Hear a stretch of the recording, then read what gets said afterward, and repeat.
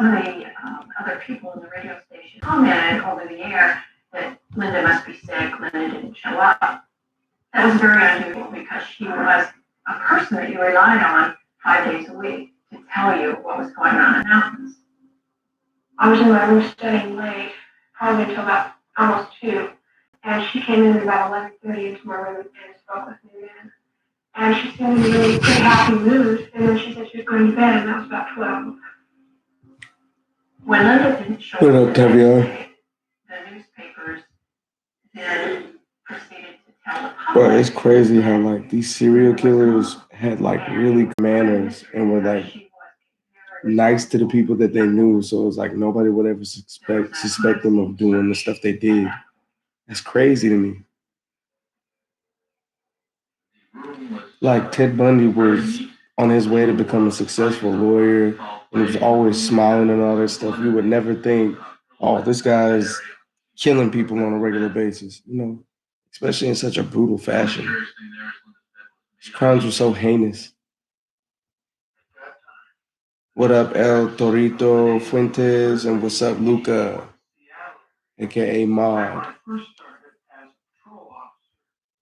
What up, Javion? Yeah, bro, like this whole thing is tripping me out.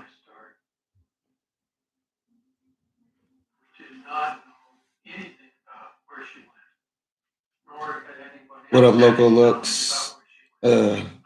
Shoot, I'm good, I guess. Yeah. It's the weekend, you know. How you doing?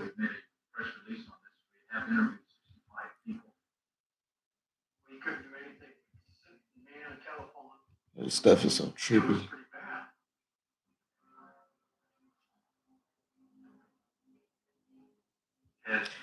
It's like if you were to hear stories of Ted Bundy without actually seeing them, you would picture like this evil, mean looking human being that probably rocks other, like, you know, like Leatherface.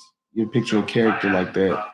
But the guy was like, you know, a handsome guy. He was charming, like very intelligent, and he, you know, he had good manners.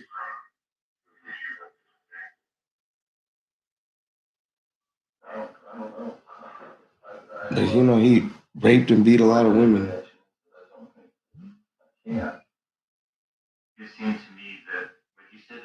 Oh, okay.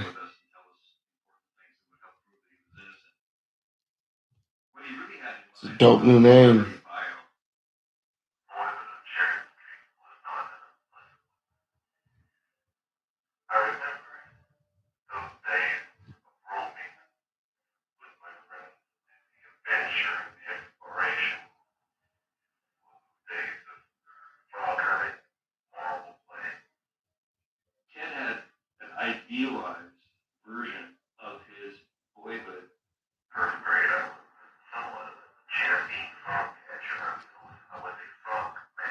Even his childhood pictures, like he looked like a happy human being.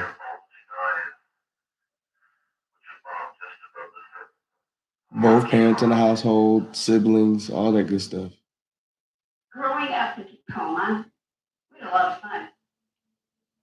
Grew up in a safe neighborhood. And all this quarantine got me bored. Yeah, it's got everybody bored. But I've been catching up on my documentaries and everything. Like stuff I wouldn't have even cared to watch, like going to work on a regular basis, and yeah, like I'm doing all that stuff now.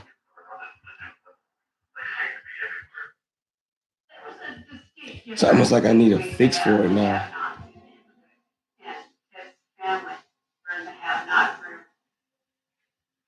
But they could have not been more beaver fever if they tried. His mom worked as a secretary. Mr. Bundy. Oh yeah, every day, bro. I ran 3 miles today. Church every Sunday. They were involved in Cub Scouts. Did some curls or whatever, some shadow boxing. Like I get it in every single day. Hey, for a while I was taking time off every now and then, but now I can't tolerate too much time off. What up, Christian? What up, Yari? Yeah, man. Like Ted Bundy's an odd figure. You know, most people would be happy with having, you know, the qualities and the things he had and grew up with, but I guess he didn't too much appreciate those things. So are you still gonna have a match? No. There's no way. There's no way I'll get to fight in May. Amateur boxing is not playing none of that, yo. They're not gonna have any large organized events for a long time. Like even though the Governor Abbott opened up, you know, the city of Dallas again, like there's still a limit to how many people can be in a business at one time. So there's no way they'll host a fight tournament, especially since blood is involved. So you know, I can get somebody's blood on me, I can get the sweat on me, the snot, like it's real, bro. It's real. Yeah, like I'd be putting myself in a really dangerous situation if I went to a boxing tournament in May. I live in Dallas, but I'm not from Dallas. I'm from Oakland, California. You live in Dallas? Hmm. I honestly think that my channel pushes like a lot of my videos, especially my live streams, out to people that are in Texas. Cause like I'm always getting people from like San Antonio, Dallas, Arlington, and stuff like that. Well, I thought quarantine was bad until I saw some classmate cringe. Wait, what happened? You all right? Yeah, I live in Roy City. Oh, okay. That's close. Less than an hour. It's not that bad. Mm. All I know is at the end of the day, people still gonna have they freedom to move how they want to move. Right now, we're just currently in a situation where it's like, do people want to listen to what they're being told or not? Because right now we have the freedom. It's just, do you want to listen when they say, hey, you can do this, but we suggest you don't. 9 times out of 10, you tell people they can do something, they're gonna go do it. And you saying that you advise them not to is just more temptation for them to go do exactly what you advise them not to do. But yeah, this Ted Bundy stuff. It's crazy. I find it funny how every time I get on live and the topic says one thing, like the title says one thing, y'all always sucking me back into talking about the pandemic and quarantine. I'm watching y'all. I see what y'all be doing. Hey man, we should hit the gym when all this quarantine's over. Oh yeah, most definitely, bro. I believe I fit in can go 12 hours. Heck no. Yeah, hey, I'm too small, man. Now, if he fighting with one hand, I could last 12 rounds with him. But if he's gonna throw that vicious right at me, nah, that man might kill me within 12 rounds. I fight at welterweight. But I might move up to super welterweight because it's getting really hard to stay at welterweight. Because that's not interesting. What up, Flashy Sage? No, Ted Bundy is very interesting, Yari. What I don't understand is how something that has been going on for the past 2.5 months is still interesting to people. Like we've pretty much found out everything they're gonna allow us to find out about this pandemic. So like me, I'm not really. I was researching pretty heavily, and I was planning on making some videos specifically for it until I did drop a video, and they cut it down, and then told like threatened to demonetize my channel if I made another video about it. So, after that, I was like, yeah, let me leave that topic alone. And that's why for a long time, I wasn't allowing any comments to come through that were talking about it or mentioned it. At night to determine the lighting of the area. Meanwhile, they're asking the girls to stay out of the alleys and travel in groups of 2 or 3, and use only the front doors. The disappearance of Georgia Harmon is interesting. It's effectively no evidence at all. She might be interested because well, I don't know about the Hawkins case. So how your family been, man? Hopefully y'all been doing good. Yeah, we're good. Hey, none of us have we've been like healthy, like real healthy. Like my son works out with me every morning. I got his allergy medicine in there. His mom has been staying really healthy too. Like we've been good. She's now everybody's just now starting to do this hand sanitizer and make sure you wash your hands stuff now. My girlfriend has been doing that stuff since day one. Like she's been doing that. I appreciate that, Javion. That means a lot to me. What other classes for boxing and their weights? So I really only pay attention to this is gonna sound so bad. Okay. So you got your welterweight, which is 147. You got your super welterweight, which is 154. You got your middleweight, which is 160. Then you got your super middleweight, which is 168. Then you have your light heavyweight at like 175, something like that. And then you got your cruiserweight. It's like between 180 and 190, something like that. Some crazy number. Once you get to 200, you're heavyweight. And then you got all your lightweights and featherweights and bantamweights and stuff, which is 140 and below. I think 140 is actually junior welterweight.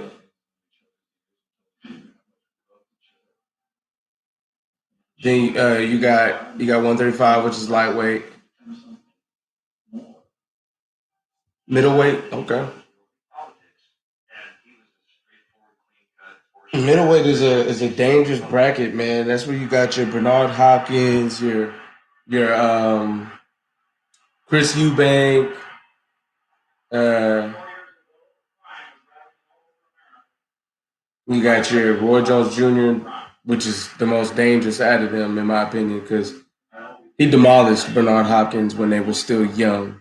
Bernard Hopkins didn't get a dub on Roy Jones until they were old and in the late 40s. So nobody cares about that.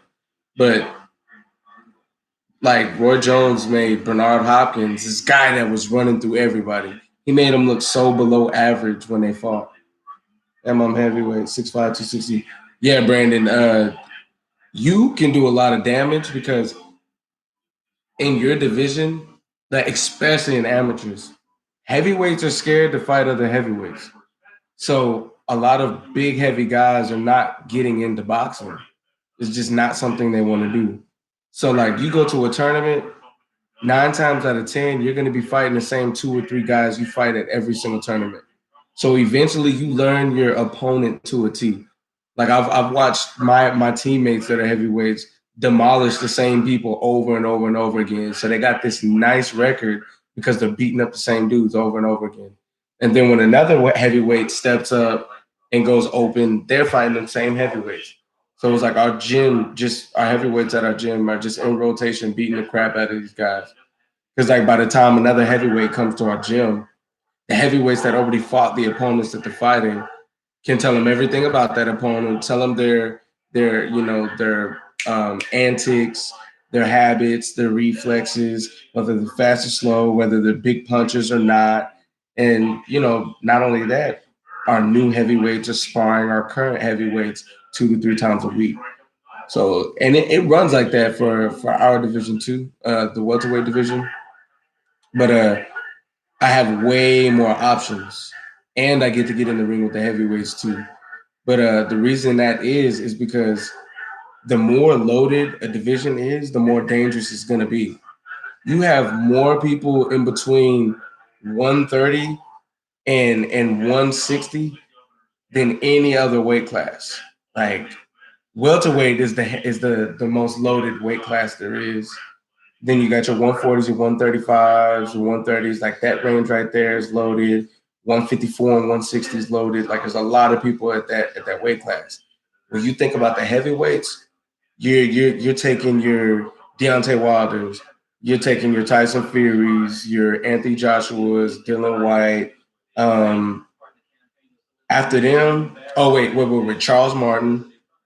But it's like after them, there's not too many people that y'all are really thinking about. You know what I mean? I appreciate that expert. I have a photo on my phone. My uncle met Chavez. Wow, Cesar Chavez. That dude's a legend. 10 for 10 or less. Say, man, don't pump me up to get put to sleep, fam. Bro, no, look. So this is what you got to do, Brandon. Get in the ring with. Of course, the bulk of your workouts are gonna be with the heavyweights, just because you got to get used to clinching with those guys and their extra weight and all that good stuff.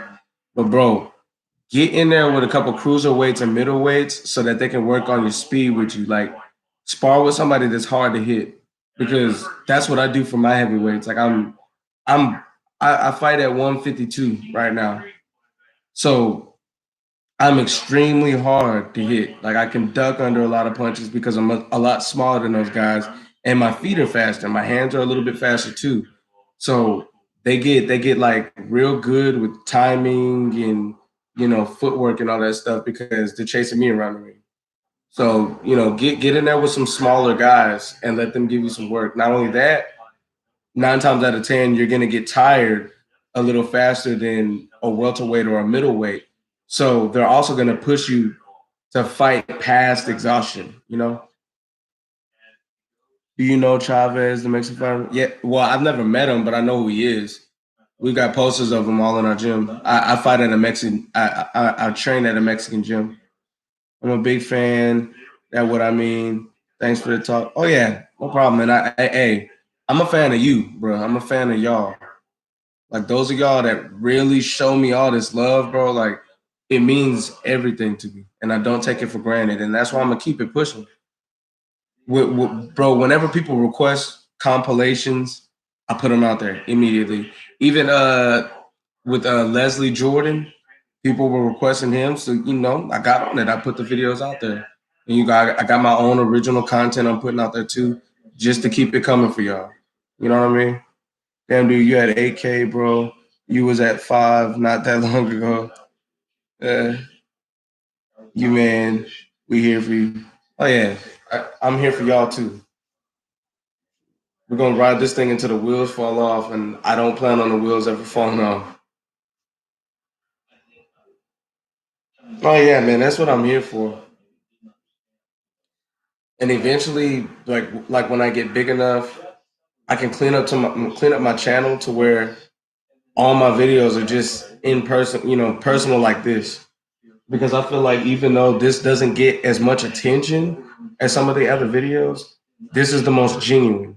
Like this is the most real I can be with you guys when we're face to face, and y'all can see that I mean what I say, and you know I just don't like.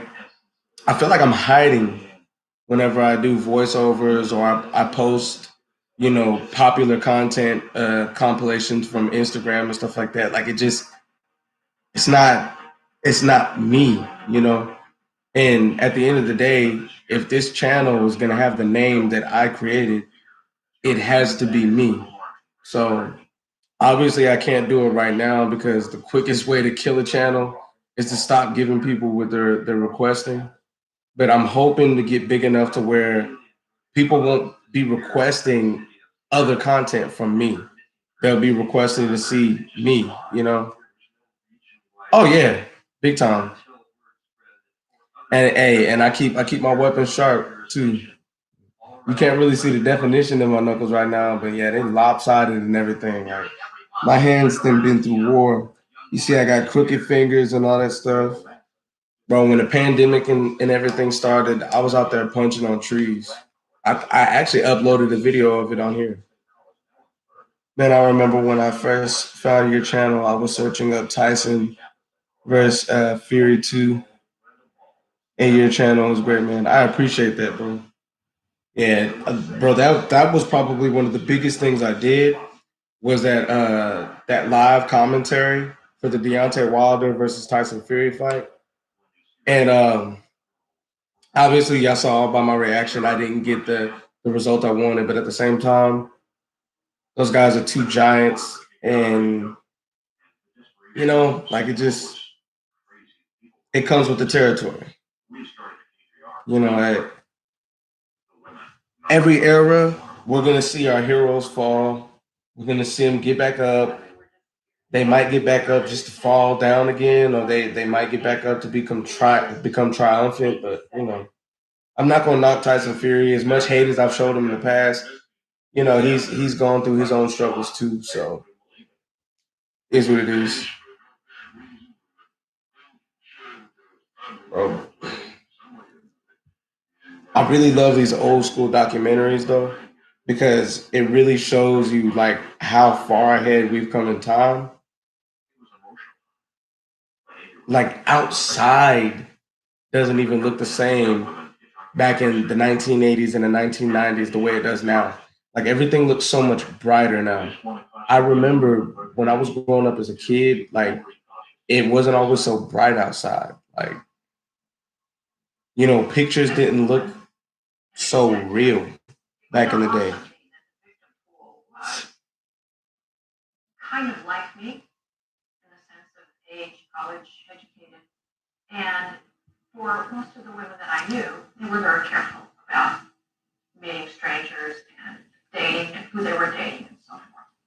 And I knew from friends that there was apprehension and fear about what was going on because we did not have a suspect. All the material was coming out of the Seattle Police Department. We don't know what's going on. We don't know. Tyson Fury was cheating, no cap, but in respect, yeah, he was. And there's even more evidence that came out, but I'm waiting until the pandemic is over to bring that up, just because nobody from Team Fury or Team Wilder is gonna make any moves until this thing blows over, anyways. So whenever it gets hot again, like I'm gonna go ahead and drop that bomb on him. But I can't even find it in me to hate the guy. He's charismatic, but as far as his morals and his integrity, I don't think he has it. Hello, I just joined. So what are we watching here? So I was talking about Ted Bundy because I'm watching him right now. But we switched topics and started talking about the pandemic, and then we got on to boxing. You man, yeah, man, you finna make history. Yeah, man, I'm hoping I do it in the boxing ring because I'm an older guy to be getting into this. But I've done a lot for myself, I'll say.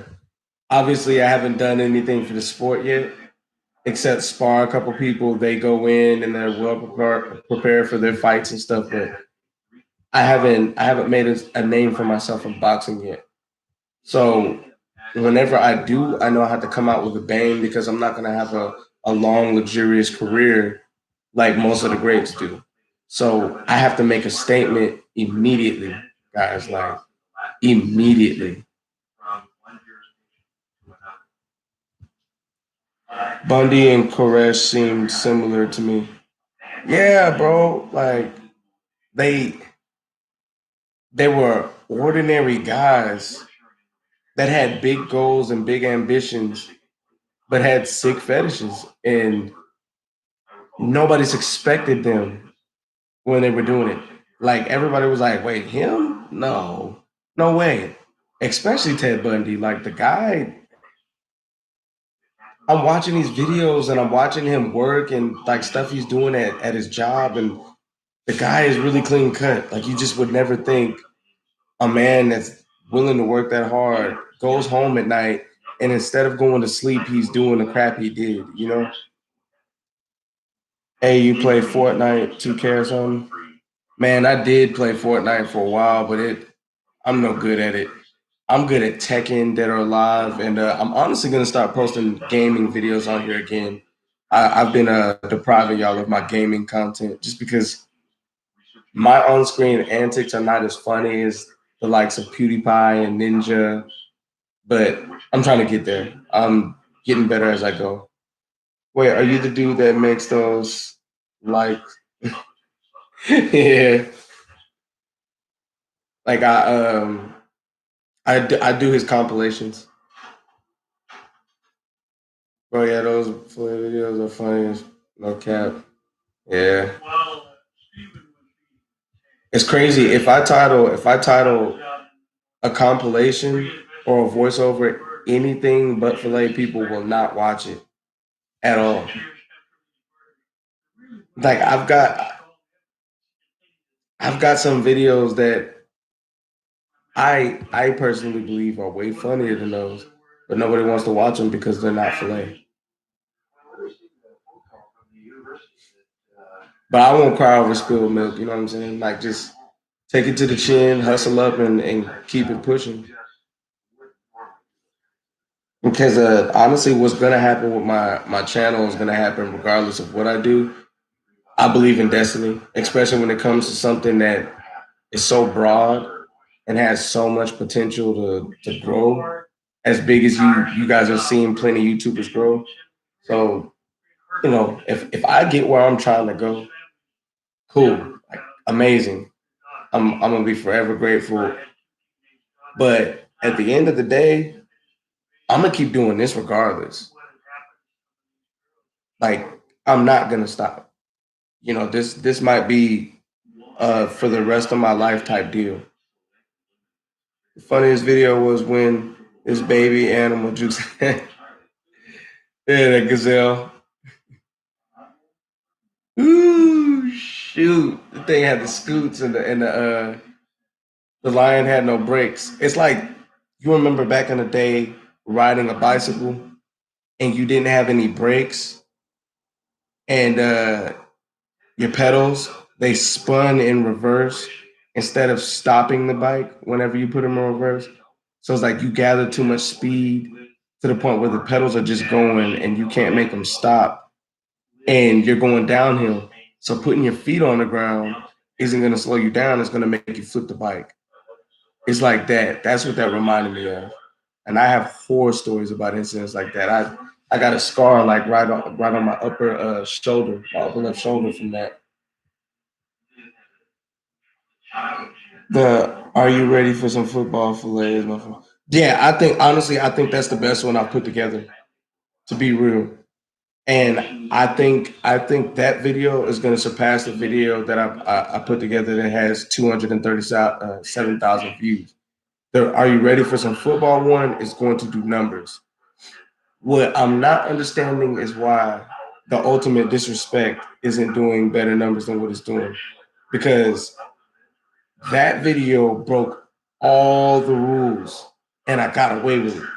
But nobody's taking advantage of it. And I know for a fact, once that video does like 100,000 or 200,000, YouTube's probably going to try to take that video down because it's happened to a couple of my videos that went viral that had something they probably shouldn't have had in there. And for me, it's annoying because I go to these channels and I see these slow motion slap videos where people are slapping the crap out of each other. But I post a video of like actual tournaments, like it's a sport. I think it's a Norwegian sport where these guys have to hold like onto a table and it's got like hand grips where your hands are supposed to go and they slap each other until one of them gets knocked out. I post a compilation of that and it gets taken down that day, but there's still compilations and videos of people slapping the heck out of each other all over YouTube that got 1 million+ views. So YouTube is really biased, and if you're not a big channel, then they're not going to let you get away with anything. So right now, even at 8K, I'm still considered a small channel. I'm considered a small YouTuber because you got your middleweights, which got anywhere from 50,000 to 500,000, and then after that, you got your guys that got millions, and hundreds of millions of subscribers, and those are the big fish. So those are the guys who can do whatever they want, and nobody's gonna say or do anything about it. And CEO is not gonna admit it, and I don't expect it to. I mean, her job is to make sure that the platform is stabilized and becomes as profitable as it can. So not letting your big YouTubers break the rules a little bit is harmful for the platform. So I get it. Let's see. Yeah. Ouch the pain. Sucks to suck. Oh yeah, the hand grips one. Yes, bro. That thing, because it's like you're stuck there, you're holding on to it. So whenever you get slapped, you can break your arm if you get slapped enough, like hard enough, and you fall the other way. Oh yeah, and your arm is still stuck to that grip. Because whenever you go unconscious, sometimes your body locks up. So sometimes people break limbs by getting knocked out. Uh, YouTube hates small channels. Yeah, I kind of think they do. And I think what it is because we have a little bit more flexibility as far as what we can do to get our videos out there. And when I say that, I mean, once you get 1 million subscribers, it's not necessary at all for you to, have people go watch your videos en masse and have them put it in loop and, you watch your own videos on loop and all that stuff. So it's like all the way up into 300 views, you can do that as a small YouTuber and it won't alert YouTube at all. So if you do it well enough and you do it consistent enough and you leave enough spacing, you can make it to where it's going to catch the attention of YouTube as legit views that happen within a small time frame. And they're going to promote your video out to other people. They're going to suggest the video all over the platform because they're like, whoa, look what this video is doing within 30 minutes. Oh, like it already got 150 views in 30 minutes. Let's go ahead and push it out. So at that point, what matters is your click through rate.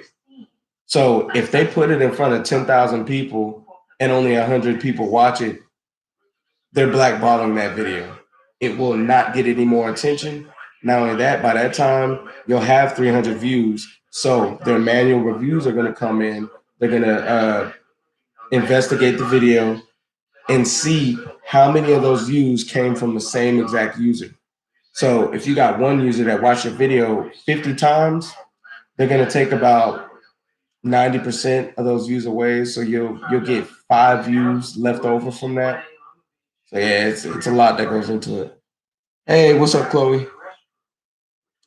Yeah, man, your hands it's like stuck to the hand grips and like you're attached to the table. Yeah. And they have to put on powder to make sure their hands are stabilized too. That's some scary stuff to be honest. Some of those because they don't do it by weight class, bro. So say somebody small like me manages to like make it to the final rounds and then the guy that I go against next is 300 pounds, they're still going to have me and that 300-pound man slapping each other. It's really not fair. That sport is probably one of the most careless sports and one of the most unfair sports there is as far as physical contact sports. And I guess slapping is a form of physical combat. So, yeah, out of all sports, I just don't feel like those guys are safe. You cannot have a guy that's 350 pounds slapping the heck out of a guy that's a buck 60. That's death. And even if the person doesn't die, he ain't gonna never be the same.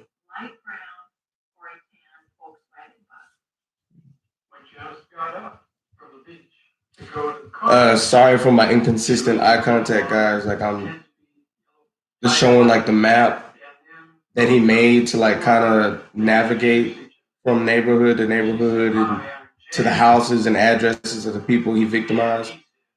And he put so much thought into it.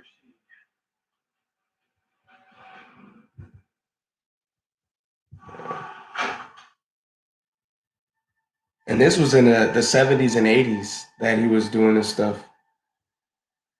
You should try making a video to go viral. You should tell people to loop a certain video. So the difficult thing for me is so most views that a channel gets are not going to come from the subscribers.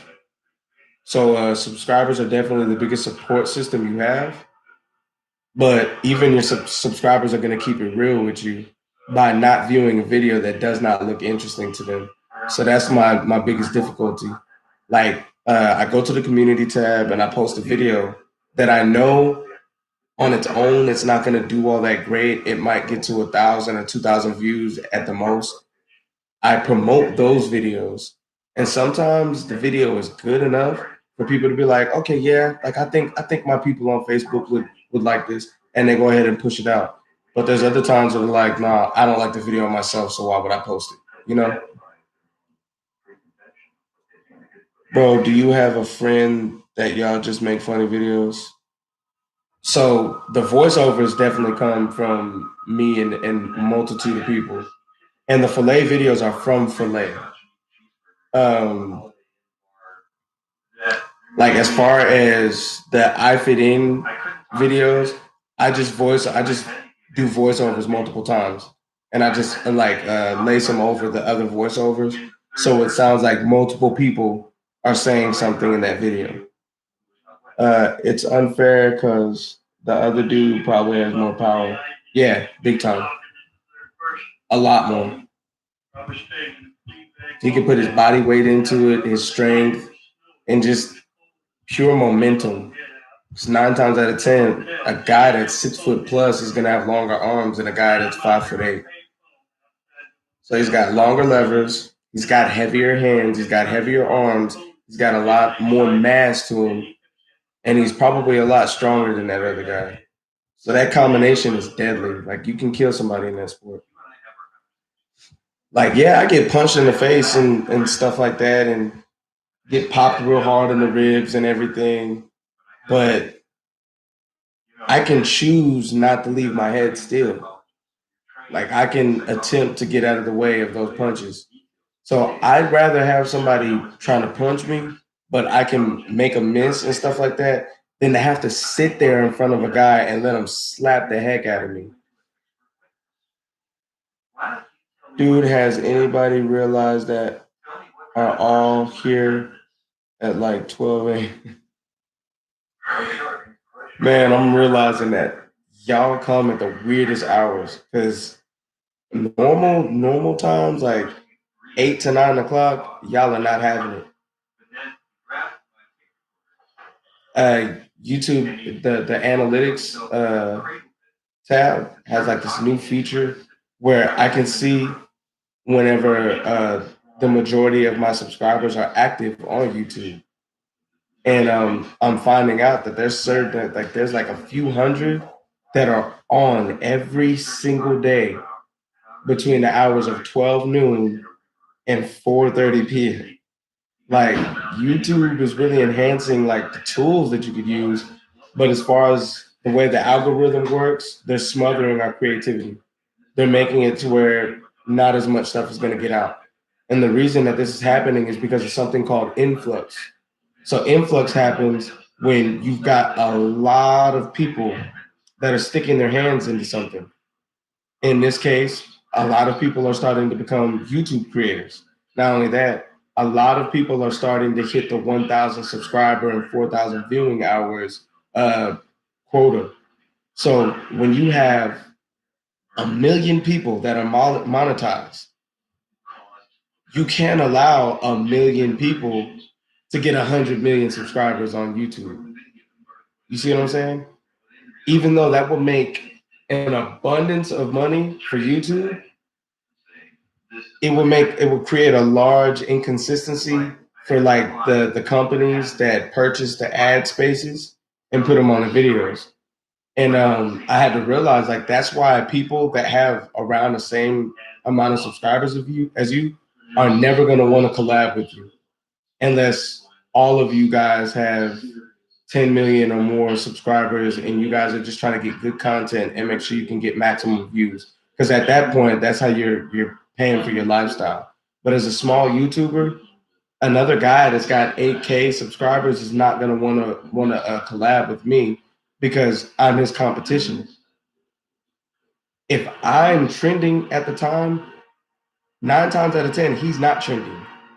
This past week, my channel has been, matter of fact, the past week and a half, my channel has been extremely slow. But a couple weeks before that, I had gotten like over 200,000 views within 2 days. So at that time, my channel was trending in that bracket. So that bracket of people that are between 5,000 subscribers and 10,000 subscribers, I was that guy. Right now, I'm not that guy, and I might not be that guy again for another month or two. So that's the way it works. And as soon as another creator gets in the bracket between 5,000 and 10,000, it's going to be that much longer before YouTube starts pushing my content out again. You see what I mean?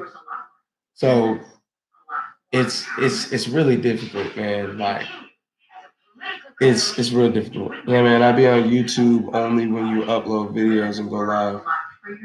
Man, that's real. That's real love for real. Because like Jay-Z said, you guys could be anywhere else in the world right now, but you're here with me. Y'all can be on any YouTuber's channel in the world right now, but y'all on mine. That's love. But yeah, bro, I've learned so much about the platform itself that I think I need to start making videos because I look at some YouTubers and they didn't go viral until they started informing everybody about the way YouTube works. And it's like sometimes I feel like I'm just wasting this knowledge because y'all hear me talk about this stuff all the time, especially those of y'all that visit for every live, whether it be 3 people on the live or it be 200 people on the live, y'all are here. So I think it's about time where I allow that knowledge to start going out to people that aren't subscribed to me. Because these streams, nobody that's not subscribed to me is going to see them unless for one, YouTube, puts it on the suggested videos. So somehow it has to be synonymous to something that they already watched, or one of you guys invites a friend to the stream. But other than that, they'll never see it. They'll never see it. I'm a small YouTuber trying to do those filet. Hey, bro, go right ahead. I feel like that can honestly get you really far. And for a while, it's gonna be like, dang, I want to be known for me and for what I'm doing. But at the same time, putting a compilation together isn't just something where you just throw some stuff together and then it just goes viral. That's not how that works. There's plenty of people that have put together compilations of very popular Instagrammers, and the video went nowhere because they didn't put the right clip first. They didn't cut and trim properly. They didn't set the volume right, and they also don't have the same the quality correct. If your quality is not set to 720 or 1080, the video is going to suck. It's going to look very pixelated. So it has to be 720 and above, guys. Like, if it's any lower than 720, like if it's at 480, that's gonna be trash resolution. And 9 times out of 10, it might pause up and freeze up. The sound might be ahead of the video, or the video might be ahead of the sound. So that's not a good way to start. Not only that, I feel like some people jump the gun and they don't do the legwork necessary to get their channel out there to where people will notice that type of content. You can't just have 10 subscribers and then be like, I'm just gonna do this content. Like, I don't think I dropped my first filet video compilation until I had got to like 500 subscribers. Yeah, bro, I got no subs. Bro, all you have so keep your channel honest until you start getting to a point where people are demanding. Like, people are telling you what to upload. You know what I mean? Like, I have people tell me all the time, man, like, there's this guy, he's really funny. Like, people keep asking me to do compilations for this guy named Funny Monty or something like that.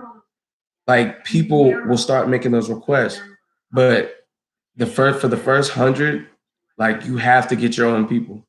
Like I asked people to subscribe, and then a couple months go by, and a third of those people unsubscribe. So then I got to go somewhere and get even more subscribers. Like the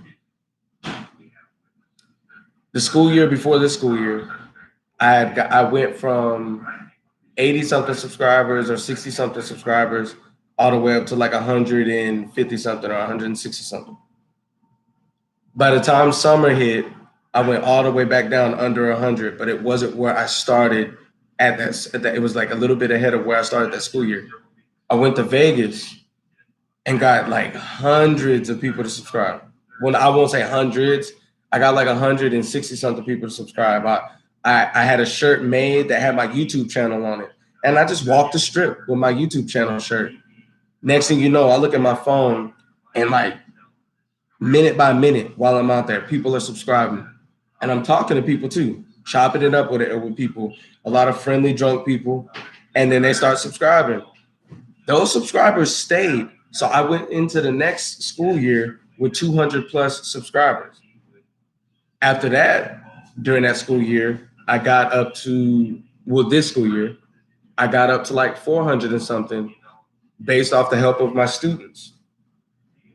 After that, I was like, you know what? I need to put out some content that's just gonna take off. Something has to go viral. So I started making these videos where I was critiquing boxers and things that boxers were doing, like basically just updates on their lifestyles and things they were saying on social media. I started getting like anywhere from 200 views on those videos to like 7,000 views on those videos. That got me up to like about 500, 600 subscribers. After that, dropped the Filet compilation, and it took on. It took off from there. Like after getting to 800, it wouldn't but a week before I hit 1,000. Once I got 1,000, it was a month before I hit 3K. After I hit 3K, it was another month before I hit 5,500.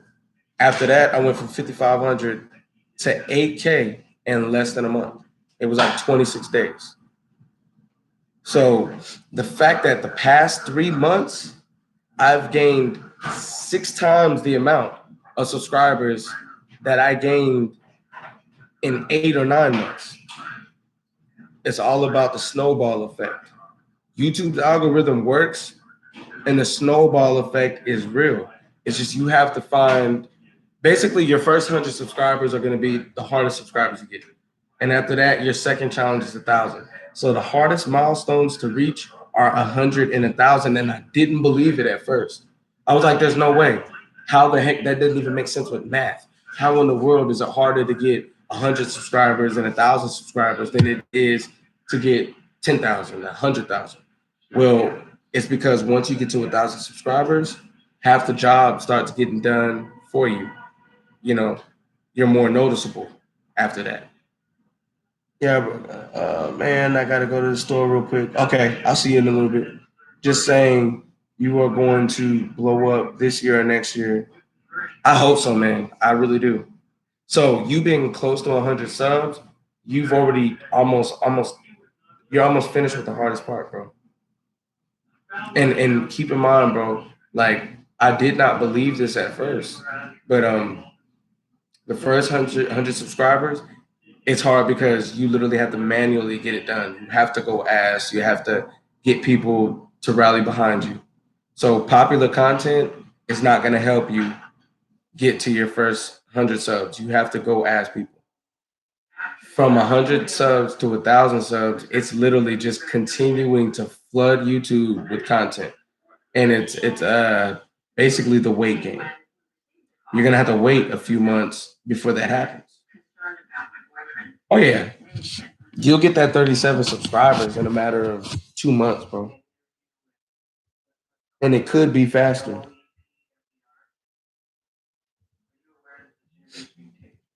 One thing I will advise you guys is do not do sub for subs. Those can single-handedly kill a channel. Sub for sub is terrible. It's probably one of the worst things you could do to your channel. And don't get me wrong, like I've done it before, and all it did was hurt my numbers. YouTube looked at it as, oh, a lot of people are subbing and then unsubbing. This guy must not have good content. So they those all those people who subbed and unsubbed immediately, like any channels similar to those, YouTube was not pushing my content onto those people. And who knows, like those people that unsubbed honestly could have been a pathway to like 300 subscribers or 600. You never know. Like one subscriber can become 200 subscribers very easily. Very easily.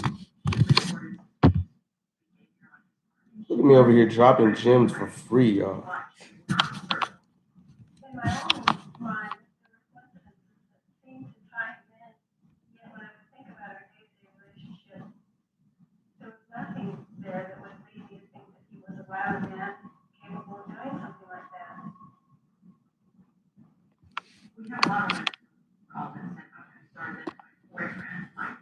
It's crazy because like I remember being in college and I was like a viner. I had like a couple vines go viral, and I really thought like I was doing something. I wasn't doing anything.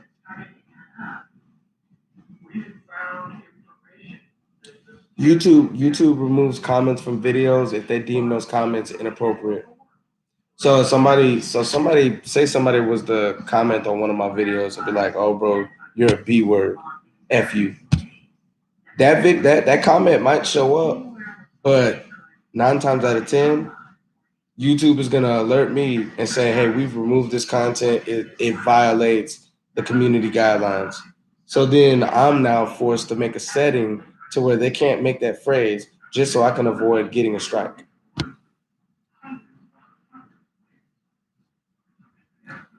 It's a lot that goes into it, and people have no clue. And it's like, how could you have a clue? Because my videos are not inappropriate, but I can't see some of my comments. Oh, okay, I see. You have to go approve them. So some of your comments will be held for review, just if YouTube thinks something's fishy with them, and a lot of the time they're gonna assume that there's something fishy about a comment, and a lot of stuff gets thrown into spam for no reason.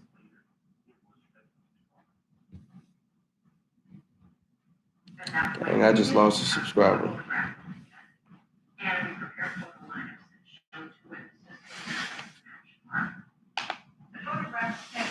Shown to at least 8 witnesses from West Spanish. 7 positively said Ted Bundy was not the mysterious Ted. It was surprised that they felt there was not. So we didn't have definitive identification that this indeed was the person who had committed these crimes. What up, Supreme Master? Corona is going to end soon. No, Corona's not over the like they're just ending the social distancing. Corona's still alive and well, Kyle.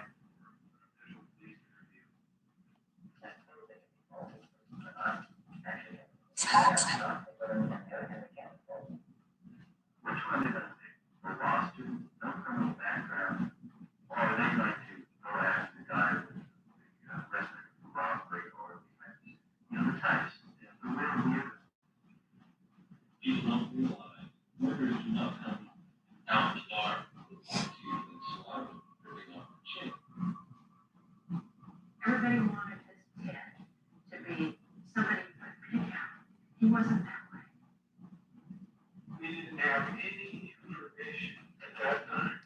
It should end. I can't see my friends anymore because of this. Yeah, I know it sucks, but it's all for our health, man. It's to protect us. Will not discuss the King County investigation because it is still an active case. No one will or can confirm. I'm willing to suck it up and just deal with this stuff as long as we had to. As long as it keeps me and my family safe. You know, I got a kid. I can't afford for him to get sick behind this. Real talk. So we didn't know if the person had died and left the area and just stopped committing these crimes on their own. When it was evident this spring that the investigation had reached a dead end, police admitted that they could only catch Ted if he committed another crime and got caught.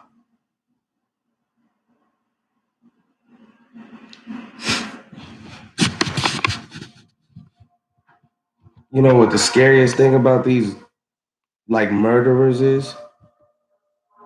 There's like a lot of smart people decide to murder because they're smart enough to get away with it for a very extended period of time. So they're more inclined to do certain things because they're less likely to be caught for it.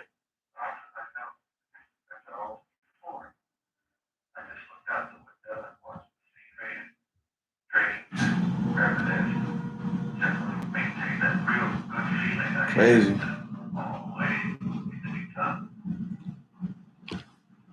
So Ted Bundy, he's like this mass serial killer. Well, I wouldn't say mass because it's not a bunch of people at once, but he's a serial killer, and he was, you know, raping and beating women. Like he bashed a couple of their heads in with like logs, and it was like the FBI could not catch this guy, and they even admitted that the only way they would be able to catch him is if he committed another crime and got caught in the act.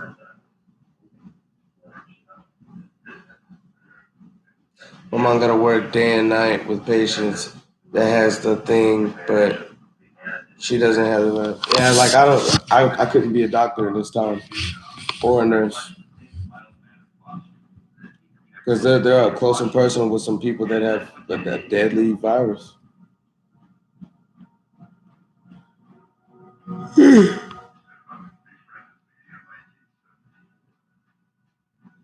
I was what we call a branch president in Mormon church. One day, two members in our branch had knocked on the door of Ted Bundy. They got talking and he expressed an interest. Eventually, he became a member of the church. He was baptized, and then he was placed in our branch. She's at work right now. Golly. Hey, you need to be sending prayers like nonstop because that's a tough job to deal with, especially in these times.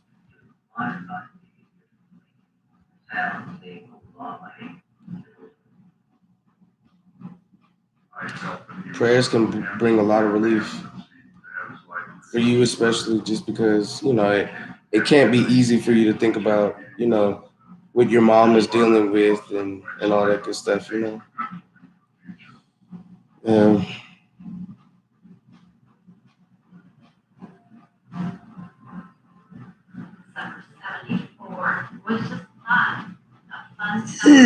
Golly, man,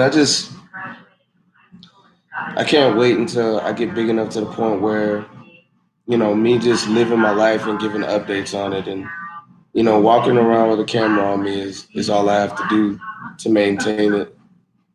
Sometimes you just get tired, you know. Like I'm always looking for something. I'm always thinking of something, and it gets really hard sometimes when you don't like when you don't have the success you're looking for.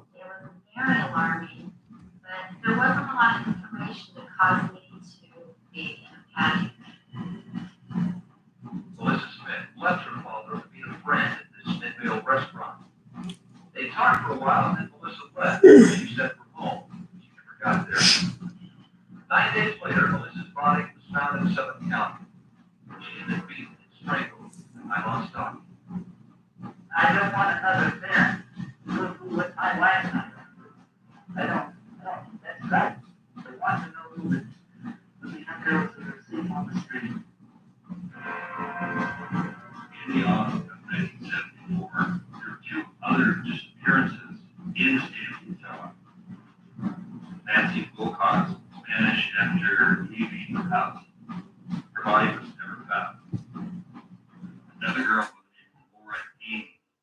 also vanished and was later found in the Wasatch Mountains. She had been bludgeoned and raped. People were very, very worried. I was the assistant prosecutor for the Suffolk County Attorney's Office. The number of missing and dead girls was certainly. Oh, Thomas said happy birthday. We did connect our cases to the missing girls in the Seattle area.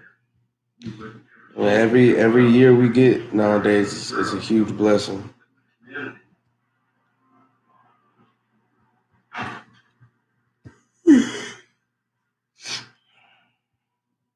November 8th, 1974, Friday. I didn't really have plans that night, so I decided that I would get in my car and head over to the mall. I drove to the parking lot, parked under a light, and walked into the mall. Started looking in the bookstore window. I love how everyone stay late and wake up at 12. A man approached me. That'll probably happen. Wow, 81 years. That's beautiful.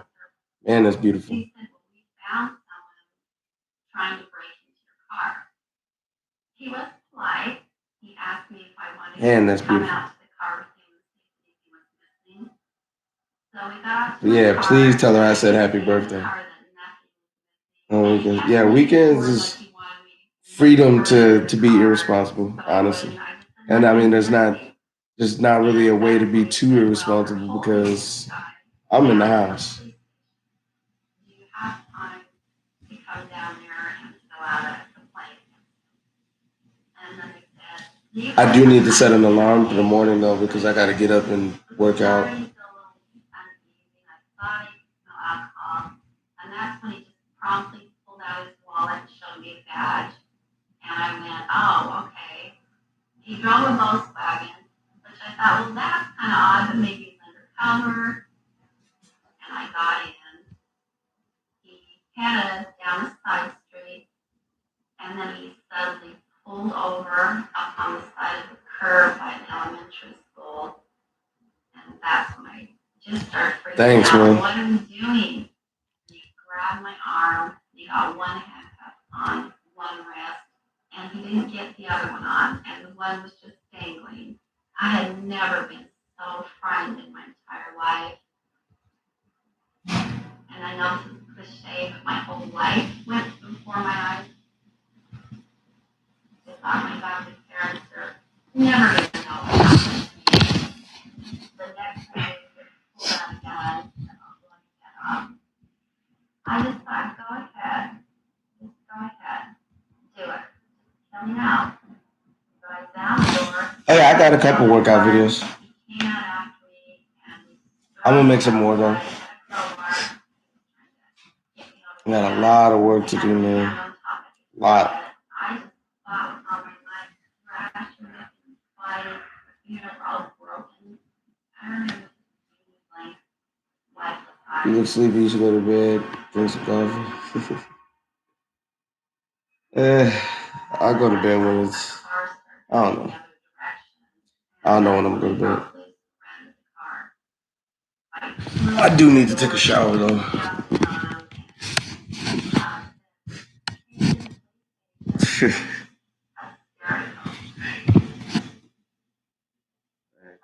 What I really need is for this part of my beard to connect, because this side, you see it's all feeling in nice, but other side, tripping. Tripping, bro. I'm supposed to be flourishing by now.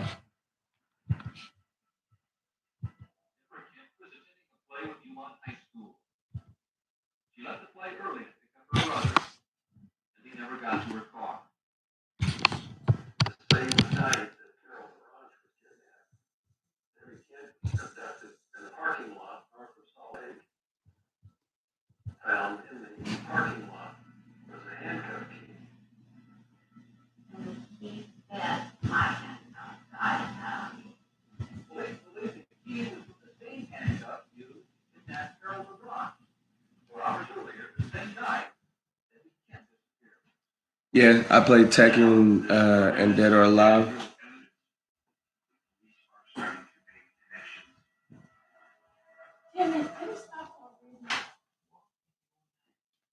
Yeah, I'm gonna start uploading those gaming videos for y'all.